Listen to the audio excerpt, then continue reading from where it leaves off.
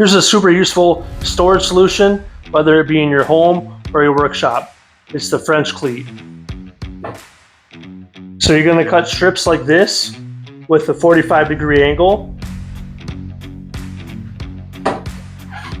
And then you'll make some tool holders with an opposing 45. And now you can just set it wherever you have these cleats right here. What's really nice about this setup right here is that your home is constantly evolving, your workshop's constantly evolving. This can evolve with you right here. Let me show you. So say I don't like the layout or the setup of my tools, it's not fixed. I can actually move these around really easily.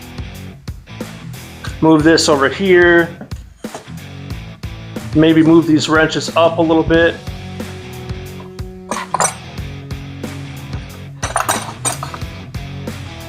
This storage system is super modular and it's a great way to store your tools.